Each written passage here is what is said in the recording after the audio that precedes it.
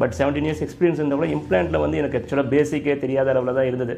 பார்த்துருக்க cases, but நான் பண்ணதில்லை. பட் அது என்ன ஏதுன்னு தெரியாது. பட் ஃபஸ்ட்டு இங்கே காலையில் வரும்போது அவர் டெர்மினாலஜிஸ் தான் ஃபஸ்ட்டு ஆரம்பித்தார்.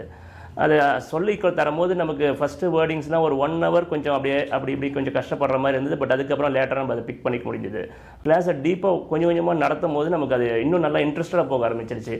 நம்ம இதை முன்னாடியே பண்ணியிருக்கலாமோன்ற நிலைமைக்கு நம்ம யோசிக்கிற அளவுக்கு நல்லா பயங்கரமாக நடத்தினார் அவர். ஆக்சுவலாக அவர் டீச்சிங் வந்து நமக்கு எந்த இடத்துலையும் லேகே இல்லாத அளவில் நம்ம எப்பவுமே என்கேஜாக வச்சுருக்கிற அளவுக்கு ரொம்ப நமக்கு நீட்டாக நடத்தினார்.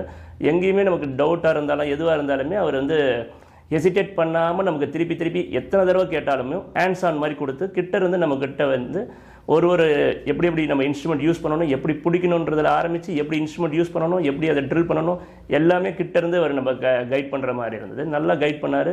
அதில் நம்ம பண்ணும் போதே நமக்கு ஒரு ஃபீல் கிடைக்கும், ஓகே நம்ம பண்ணிவிடுவோன்ற அளவுக்கு நமக்கு ஓகேவாக இருக்கும். இங்கே முடிச்சுட்டு நம்ம போகும்போதும் நமக்கு ஃபுல் சப்போர்ட் அவர் கொடுக்குறேன்னு சொல்லியிருக்காரு. 6 monthsக்கு கிட்டத்தட்ட நம்ம வர பேஷண்ட்ஸ் கூட அவர் இங்கேருந்தே கைட் பண்ணி நமக்கு நல்லா ஹெல்ப் பண்ணுறேன்னு சொல்லியிருக்காரு.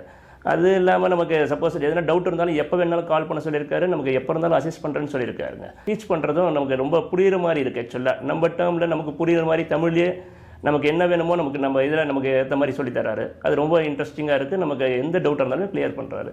ரொம்ப தேங்க்ஸ்.